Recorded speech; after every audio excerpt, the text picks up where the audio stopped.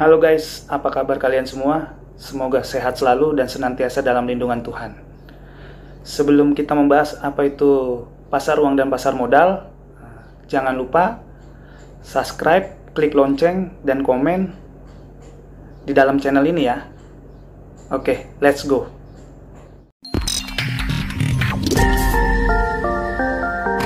Oke, kita lanjut hukum pasar modal dan pasar uang.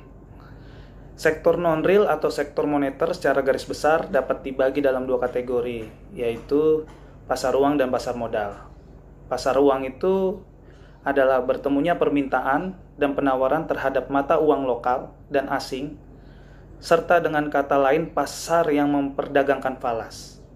Kalau pasar modal adalah transaksi modal antara pihak penyedia modal atau disebut investor dengan pihak yang memerlukan modal atau disebut pengusaha dengan menggunakan instrumen saham, obligasi, reksadana, dan instrumen turunan lainnya. Dalam kategori ini, lembaga yang mengakomodir adalah bursa. Bursa itu adalah pasar terorganisir yang didirikan di tempat dan waktu-waktu tertentu. Contohnya kalau di Indonesia itu ya Bursa Efek Indonesia. Pasar uang itu sah jika di sana terjadi pertukaran antara mata uang asing dan lokal dengan syarat tunai spot, misalnya terhindar dari riba atau nasiah, serta nominalnya boleh beda dengan mata uang yang beda. Misalnya $1 Amerika Serikat ditukar dengan rupiah, transaksinya dilakukan dengan tunai. Juga tidak terjadi spekulasi atau maisir, karena fungsi uang dalam Islam adalah sebagai alat tukar, bukan alat komoditas. Uang sebagai alat tukar nilainya harus stabil. Seperti halaman panjang penggaris 1 meter, jika panjang meteran berubah-ubah dari waktu ke waktu, terkadang panjang meter 150 meter, kadang 75 cm, dan kemudian 90 cm. Tentunya banyak urusan masyarakat dan interaksi mereka akan mengalami kekacauan atau inflasi.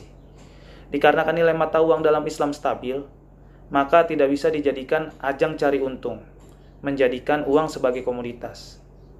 Kemudian mata uang dapat stabil jika berbasis nilai intristik, yaitu dinar atau dirham, sebagai kebijakan marko atau moneter, pemerintahan Islam. Pertukaran uang istilah fikihnya disebut syaf. Bisa teknis juga adanya ATM yang bisa memfasilitasi pertukaran beda mata uang dengan tunai. Perbedaan dengan pasar modal yaitu kalau pasar modal dengan pasar uang adalah jangka waktunya. Dalam pasar uang diperdagangkan surat berharga berjangka waktu pendek. Sedangkan kalau pasar modal diperdagangkan surat berharga berjangka waktu panjang. Fungsi pasar uang, kebutuhan akan adanya pasar uang dilatar belakangi adanya kebutuhan pengusaha untuk mendapatkan sejumlah dana dalam jangka pendek atau sifatnya harus segera dipenuhi. Dengan demikian, pasar uang memiliki fungsi sebagai berikut. Mempermudah masyarakat memperoleh dana-dananya dalam jangka pendek untuk membiayai modal kerja atau keperluan jangka pendek lainnya. Terus, memberikan kesempatan masyarakat berpartisipasi dalam pembangunan dengan membeli sertifikat Bank Indonesia atau SBI dan surat berharga pasar uang atau SBPU dan menunjang program pemerataan pendapatan bagi masyarakat. Pasar uang antar bank adalah transaksi untuk menyerahkan sejumlah kelebihan dana dari suatu bank kepada bank lain, di mana bank yang menerima dana sedang kalah clearing. Kalah clearing itu artinya sebuah bank yang kekurangan dana untuk membayar kepada nasabahnya. SBI atau Sertifikat Bank Indonesia sejenis surat berharga yang dikeluarkan oleh Bank Indonesia selaku bank sentral dan ditujukan untuk dibeli oleh bank umum dengan nilai nominal-nominal yang sangat besar. Tujuan Bank Indonesia mengeluarkan SBI untuk mengurangi peredaran uang di dalam masyarakat. Sedangkan surat berharga pasar uang atau SPBU adalah surat berharga yang dikeluarkan oleh bank umum dan dibeli oleh Bank Indonesia dengan nilai nominal yang cukup besar. Tujuan untuk meningkatkan likuiditas bank umum dan menekan laju inflasi. Likuiditas adalah kemampuan bank untuk memenuhi kewajiban jangka pendek. Peserta pasar uang, lembaga-lembaga yang ikut dalam pasar uang yaitu bank-bank, perusahaan-perusahaan umum, perusahaan asuransi, yayasan, atau lembaga keuangan lainnya, seperti koperasi atau rumah gadai. Kita lanjut langsung ke pasar modal. Pasar modal itu sah jika di sana sebagai pusat informasi untuk mendapatkan modal perdana dalam pendirian syirkah. Dengan kata lain, tempat bertemunya pengusaha dengan orang-orang yang surplus modal sehingga terjadi akad syirkah. Juga tidak terjadi spekulasi karena yang diakui dalam Islam, pasar perdana saja sedangkan pasar sekunder tidak sah karena terjadi spekulasi dan transaksi non-real yang merusak fondasi perekonomian. Saham bukan fakta yang berdiri sendiri, namun terkait pasar modal sebagai tempat perdagangan dan juga terkait perusahaan publik, perseroan terbatas atau disebut PT. Sebagai pihak yang menerbitkan saham merupakan salah satu instrumen pasar modal atau stock market. Dalam pasar modal, instrumen yang diperdagangkan yaitu surat-surat berharga seperti saham dan obligasi, serta sebagai instrumen turunannya atau derivatif yaitu opsi, right, waran, dan reksadana, serta surat-surat berharga yang dapat diperdagangkan yang disebut efek.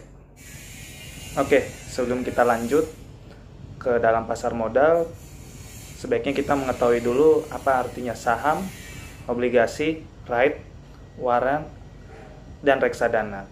Kalau saham itu adalah tanda penyertaan atau kepemilikan seseorang atau badan dalam suatu perusahaan atau perseroan terbatas. Obligasi artinya pernyataan utang dari penerbit obligasi kepada pemegang obligasi beserta janji untuk membayar kembali pokok utang beserta kupon buangnya kelak pada saat tanggal jatuh tempo pembayaran. Kalau right adalah hak memesan efek terlebih dahulu, mengeluarkan saham dengan hak membeli kepada pemegang saham yang lama. Waran adalah hak untuk membeli sebuah saham pada harga yang telah ditetapkan pada waktu yang telah ditetapkan pula. Waran biasanya melekat sebagai daya tarik pada penawaran umum saham perdana atau obligasi.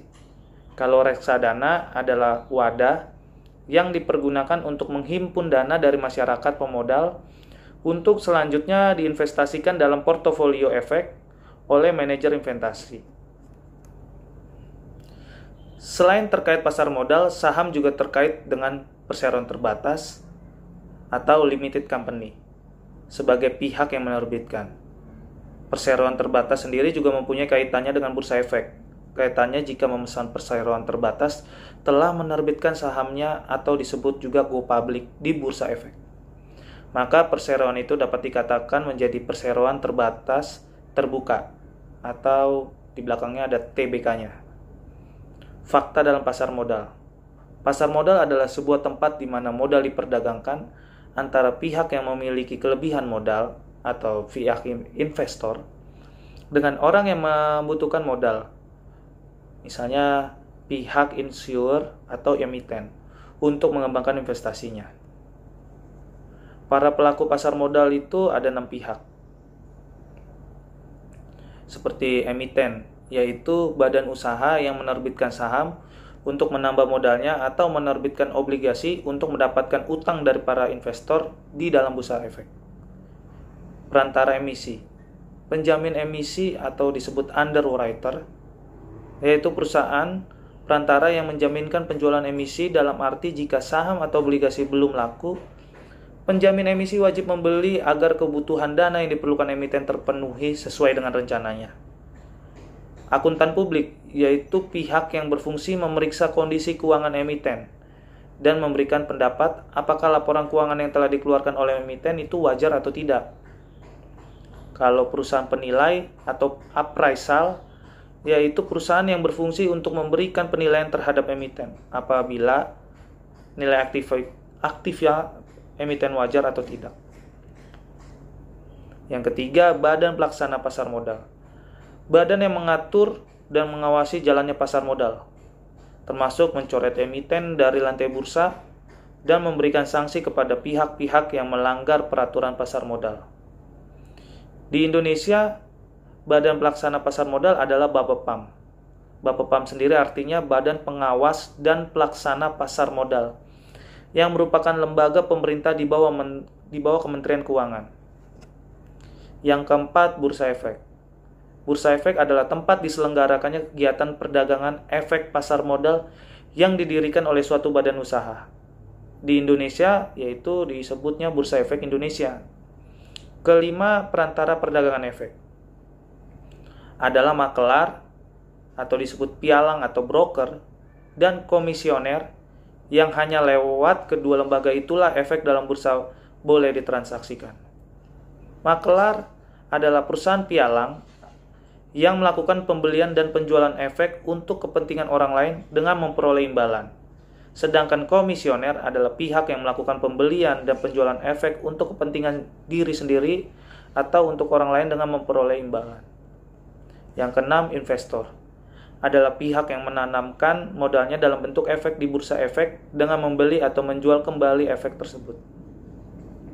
Mekanisme kerja dalam pasar modal, yaitu proses perdagangan efek terjadi melalui tahapan pasar perdana atau primary market, kemudian juga pasar sekunder, secondary market. Pasar perdana adalah penjualan perdana saham dan obligasi oleh emiten kepada para investor yang terjadi pada saat IPO atau disebut initial public offering atau penawaran umum pertama. Kedua pihak yang saling memerlukan ini tidak bertemu secara langsung dalam bursa, tetapi melalui perantara seperti pialang atau broker. Dari penjualan saham dan efek di pasar perdana inilah pihak emiten memperoleh dana yang dibutuhkan untuk mengembangkan usahanya. Sedangkan pasar sekunder adalah pasar yang terjadi sesaat atau setelah pasar perdana berakhir.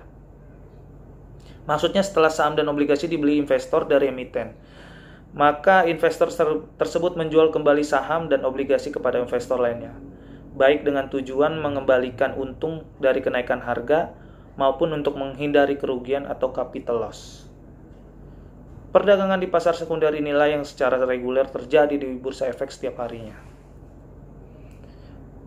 Barang yang diperdagangkan adalah efek dalam bursa efek, adalah efek dan obligasi dan instrumen turunannya. Dalam hal ini, semua bentuk efek dan obligasi yang diperjualbelikan di pasar modal tidak terlepas dari dua hal, yaitu riba dan sekuritas, yang tidak ditopang dengan uang kertas, yang berstandar emas dan perak. Dengan begitu, nilai efek dan obligasi yang diperdagangkan pasti akan mengalami fluktuasi. Dari aspek ini, efek dan obligasi tersebut hukumnya jelas haram, karena faktor riba dan sekuritas yang haram. Juga dalil tentang penetapan emas dan perak sebagai mata uang dan standar mata uang. Mekanisme yang digunakan di dalam bursa dan pasar modal yaitu jual beli saham, obligasi dan komoditi tanpa adanya diperjualkan berkali-kali, tanpa harus mengalihkan komoditi tersebut dari tangan pemilik yang asli, dan sistem yang batal dan menimbulkan masalah. Bukan sistem yang bisa menyelesaikan masalah di mana naik dan turunnya transaksi terjadi tanpa proses serah terima, bahkan tanpa adanya komoditi yang bersangkutan. Kurang lebih sekian penjelasan saya mengenai pasar uang dan pasar modal. Kurang lebihnya harap maklum. Sekian dan terima kasih. Sampai jumpa kembali.